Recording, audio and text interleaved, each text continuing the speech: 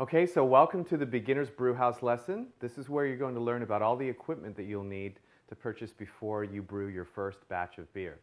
Okay, so before we get started, I just want to recommend Googling homebrew supply store, so you might be able to buy all this equipment right in your local area.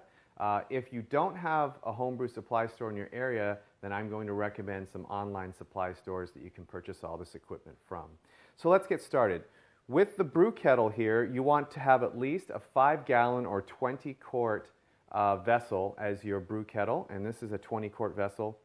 It's aluminum, so you can either go aluminum or stainless. Okay, you need a second pot, not as big. This is a 4-quart stainless steel pot. You'll be using this pot for your specialty grains. Okay. Now, as far as strainers go, you just need a strainer large enough to fit over the brew kettle so you can pour your wort from your specialty grains through the strainer so it'll catch the grains and the liquid will fall into the kettle with the liquid malt extract. So the other reason that you need a strainer in your brew day is once your boil is done and your wort is cooled and you're going to transfer it into the fermenter, you'll again strain it as you're pouring the wort into the fermenter. Okay, so that is the strainer. Now this is a smaller strainer that I would recommend that you get. Now when you start boiling for the first time, you may or may not have a boil over, and to prevent a boil over, this is great. So what ends up happening is as the wort starts heating up to a boiling temperature, it will start creating this foam. There's proteins in there, and what you want to do is you just want to skim those out, and that will alleviate a boil over. So these little strainers are great. Okay, so 2 strainers. You'll need a hydrometer. Okay, again, this is used to get our original gravity when we transfer the wort at room temperature, and also final gravity once the beer is done fermenting. And that's how we find out how much alcohol is in our beer.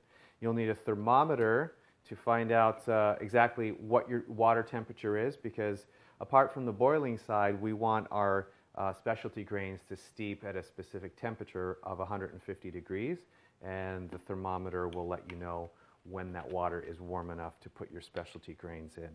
Okay, so moving on here, let's talk about the fermenters here. So there's 2 different types of setups. There's 2 buckets, or there's a glass fermenter and a bucket. So let's talk about the differences between the 2. So essentially what you have with your beer bucket is a fermenter and a bottling bucket. So if you're fermenting in the bucket, you are going to transfer your beer into the bottling bucket when it's done fermenting to get it off that yeast cake and transfer your clean finished beer into the bottling bucket, preparing it for bottling.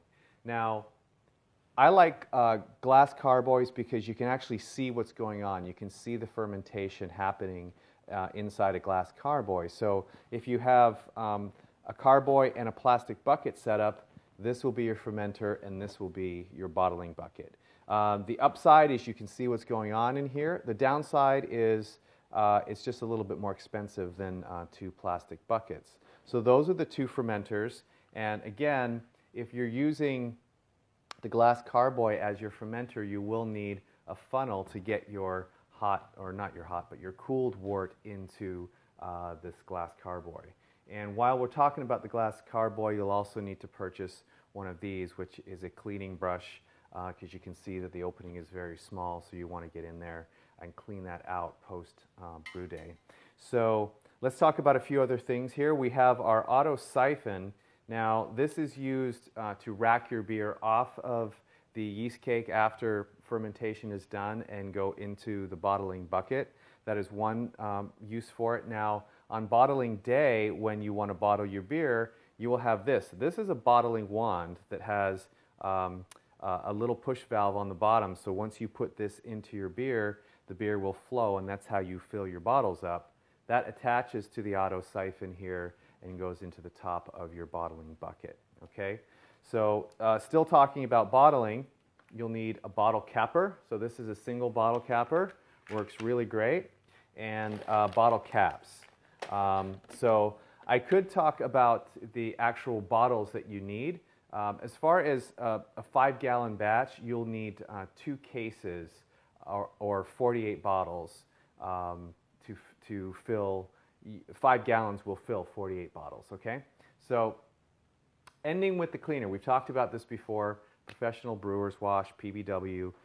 You'll need to get a little can of this.